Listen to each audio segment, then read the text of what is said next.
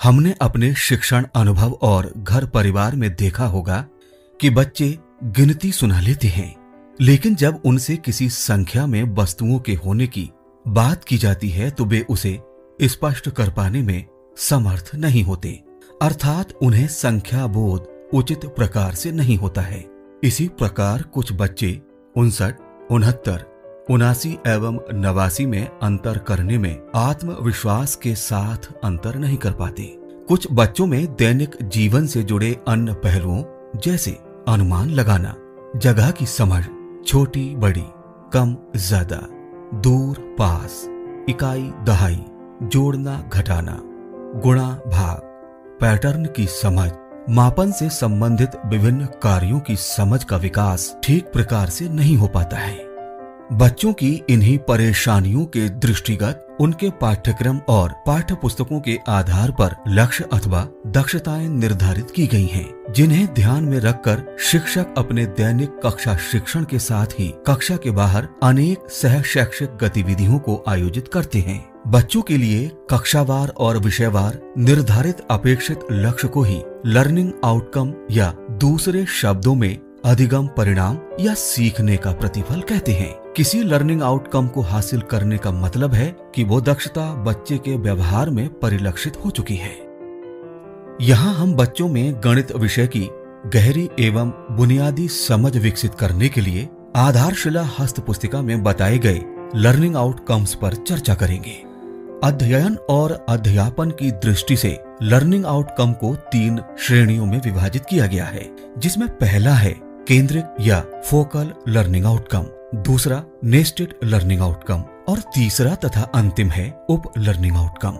आइए अब हम गणित शिक्षण के संदर्भ में एक एक करके इन लर्निंग आउटकम्स के विषय में जानते हैं। सबसे पहले हम चर्चा करते हैं केंद्रित लर्निंग आउटकम पर। केंद्रित लर्निंग आउटकम व्यापक दृष्टिकोण पर आधारित है। बच्चे अपने दैनिक जीवन एवं व्यवहार, अपने खेलों, अपनी दिनचर्या से जोड़कर गणित सीखें और उनमें गणित विषय की विविध अवधारणाओं की गहरी समझ हो। इसके लिए गणित विषय के शिक्षण के लिए 5 प्रमुख केंद्रित लर्निंग आउटकम निर्धारित किए गए हैं।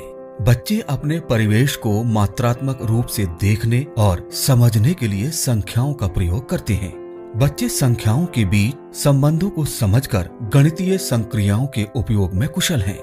बच्चे किसी संख्या या संख्या समूह को उसके हिस्सों के रूप में देख पाते हैं तथा संख्या के हिस्सों के साथ विविध गणितीय संक्रियाओं की समझ को व्यक्त करते हैं।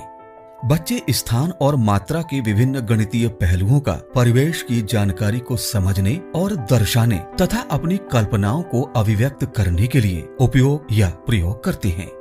बच्चे समय, मुद्रा और आंकड़ों का महत्व समझते हैं तथा उसका उपयोग अपने जीवन को बेहतर बनाने के लिए करते हैं। दूसरा है nested learning outcome. Nested learning outcome का सीधा संबंध शिक्षण से होता है। हर एक केंद्रित आउटकम के अंतर्गत कुछ नेस्टेड लर्निंग आउटकम हैं, जो सीधे तौर पर कक्षा शिक्षण प्रक्रियाओं को दिशा देने और शिक्षण प्रदर्शन के सुधार को सुनिश्चित करने की दृष्टि से विकसित किए जाते हैं। इन्हीं आउटकम के आधार पर शिक्षण प्रदर्शन के मानक और सूचक भी विकसित किए जाते हैं। बच्चों में नेस्टेड लर्निंग आउटकम विकसित करते समय हमें कुछ बातों का ध्यान रखना चाहिए। कक्षा 1 और 2 एवं कक्षा 3, 4 और 5 के लर्निंग आउटकम की निरंतरता एवं वृद्धि की पहचान करना। हायर ऑर्डर लर्निंग आउटकम की पहचान, जिन्हें पाने हेतु लोअर ऑर्डर लर्निंग आउटकम का पाना अंतर्निहित हो। विषय शिक्षण के चारों हिस्सों कौशल, जानकारी, अवधारणा और अभिवृत्ति का समावेश सुनिश्चित करना। परिवेश में बच्चों के अनुभव और कक्षा में शिक्षक द्वारा रचने योग्य अनुभव निहित करना। तीसरा और अंतिम है उप लर्निंग आउटकम।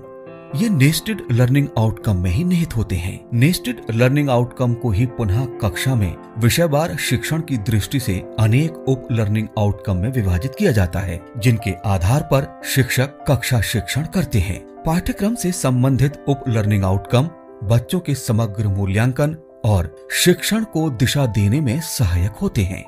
आइए अब हम तीनों लर्निंग आउटकम को आधारशिला हस्त पुस्तिका के पृष्ठ संख्या 116 और 117 पर बताई गई संख्या पूर्व अवधारणा से समझते हैं।